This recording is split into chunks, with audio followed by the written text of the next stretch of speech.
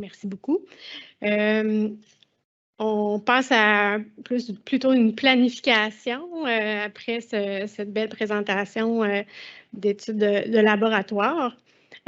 Donc, le plan de gestion de mise en valeur des milieux naturels, c'est un plan qui se dessine à l'intérieur même du bassin versant, donc avec l'ensemble des municipalités et des partenaires dans le bassin versant.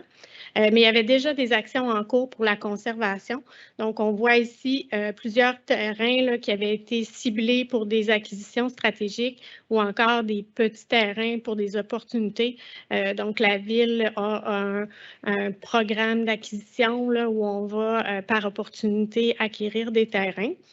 Il y a aussi, je passe rapidement parce que mon homonyme va présenter pour les réserves naturelles, un projet de mettre en réserve certains terrains de la Ville de Québec qui ont des attributs biologiques, écologiques importants. Donc, il y a 85 terrains de la Ville là, qui sont ciblés pour ça.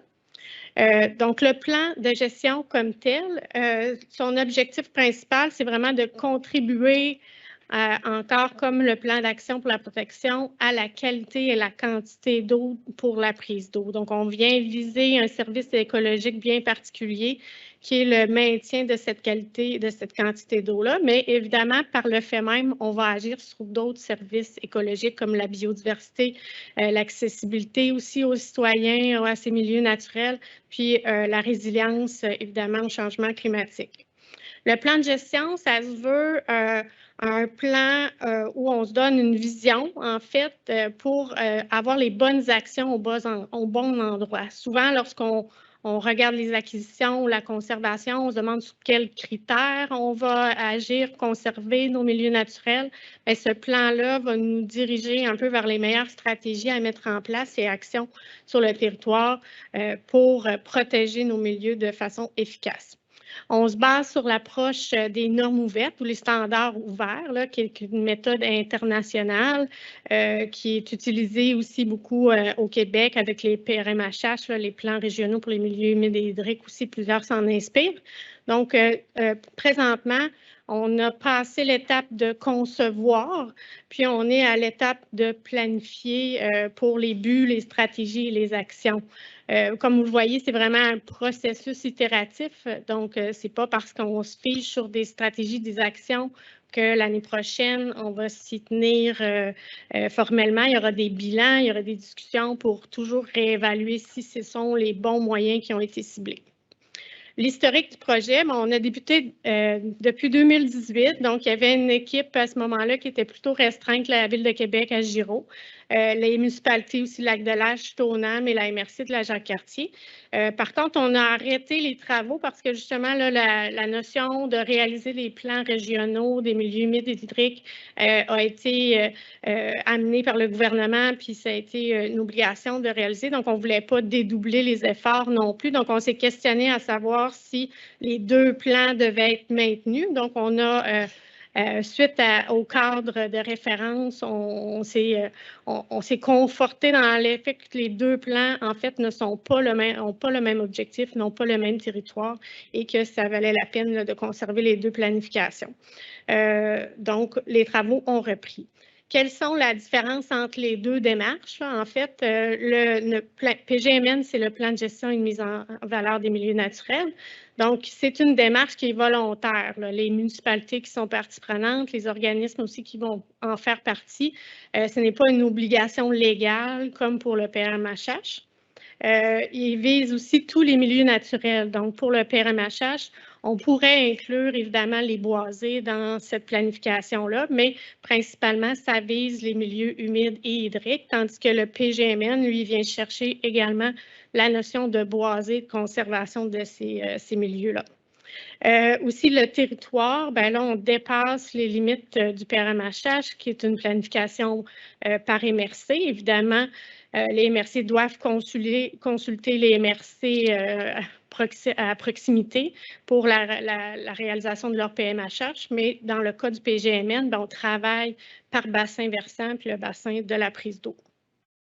Donc, l'organisation du projet, Comme on le voyait, il y a une équipe de travail plus restreinte qui est la Ville de Québec à Giraud et on s'est adjointe Louise Gratton qui est une experte au niveau de la conservation, des milieux, des normes ouvertes également. Donc, elle nous conseille tout au long de la réalisation du projet. Il y a le comité avec les MRC et les villes, la MRC et les villes qui sont aussi notre comité de travail plus élargi.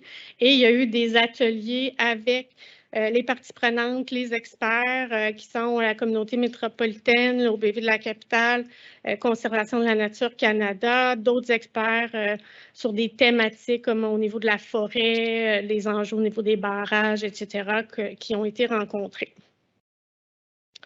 La portée du PGMN, c'est notre bassin versant. Donc, on le voit ici, c'est une portée qui est géographique, mais la portée thématique, c'est vraiment la préservation de l'eau en qualité et en quantité. On s'est aussi doté d'une vision préliminaire. Donc, on se dit qu'en 2014, notre objectif, c'est que les milieux naturels du haut bassin soient protégés, restaurés ou mis en valeur grâce à une action concertée. Puis ces services écologiques-là clés, comme la régulation des crues, l'approvisionnement en eau et la purification de l'eau, sont maintenus là, grâce à la préservation de nos milieux naturels. Puis l'objectif est vraiment, il faut se tourner vers le futur, donc tout ça dans une perspective de changement climatique. Donc, c'est très important et de mobilisation aussi de la population. Dans le jargon des normes ouvertes, on parle de cibles, donc des aspects sur lesquels porte notre planification. Comme on le disait, ça prend en compte les milieux forestiers, les milieux humides, les milieux aquatiques et riverains. On voit ici une carte réalisée par Agiro qui nous montre la répartition de ces milieux sur le territoire du bassin versant. Ce qui est intéressant de voir, c'est oui, il y a beaucoup de forêts, mais une statistique d'Environnement Canada nous montre que dès que 10 d'imperméabilisation dans un territoire, je vais le redire, dès qu'il y a 10 d'imperméabilisation sur un territoire, on voit déjà les conséquences sur la qualité de l'eau. Et puis nous, on en est à 6,5 de mon souvenir. Donc, on n'est pas encore à une étape dramatique, mais on est à une étape charnière où c'est important d'avoir ce type de planification. Donc, par la suite, quand on fait les PGMN, on détermine nos menaces. Donc, c'est comme ça que ça s'appelait auparavant. Maintenant, on parle des pressions sur les milieux naturels. On en a ciblé 10. Et ensuite, on détermine quels sont les facteurs contribuant à ces menaces. Et on détermine par la suite des stratégies pour contrer ces pressions sur nos milieux naturels. Les pressions prioritaires qui ont été établies suite à des ateliers de discussion, les voici. Il y a le développement résidentiel et de villégiature, le développement industriel et commercial, les effluents urbains, donc le ruissellement urbain, la gestion des barrages et des prélèvements d'eau, la sylviculture, la hausse des températures, les étiages et les crues, les tempêtes et les temps violents, les plantes exotiques envahissantes, l'artificialisation des berges, et les activités récréatives. Par la suite, on établit déjà des stratégies, des propositions de stratégies qui reviennent adresser en fait nos menaces qui ont été priorisées. D'abord, il y a développer en tenant compte des milieux naturels, protéger les milieux naturels prioritaires, améliorer la gestion des effluents urbains, avoir une gestion exemplaire de nos activités sylvicoles dans le territoire de la prise d'eau, avoir une bonne gestion des activités récréatives également, sensibiliser, suivre et contrôler les espèces exotiques envahissantes, améliorer les connaissances et le suivi des barrages et des prélèvements d'eau. Ça, c'est souvent, je le mentionne, mais l'OBV a fait une analyse et on a plus de 80 barrages là, dans le bassin versant de la prise d'eau, donc ce n'est pas rien, là, donc c'est un aspect qui est important à considérer. Puis la gestion des pesticides et des engrais également.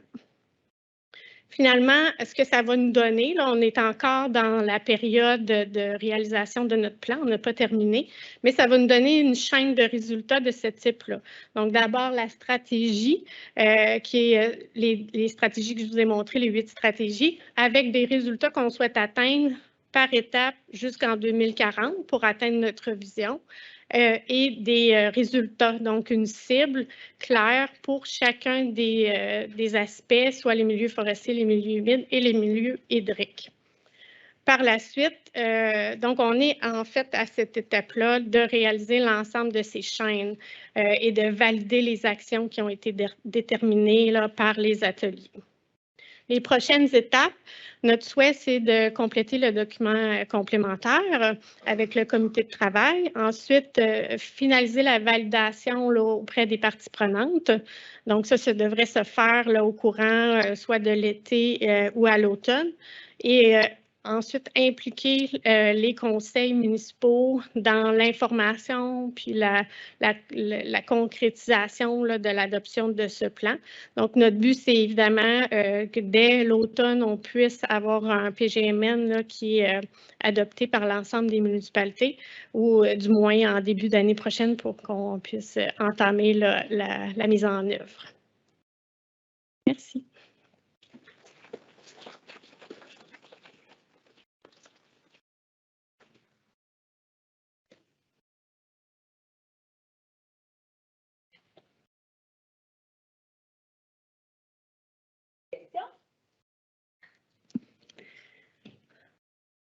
C'est clair.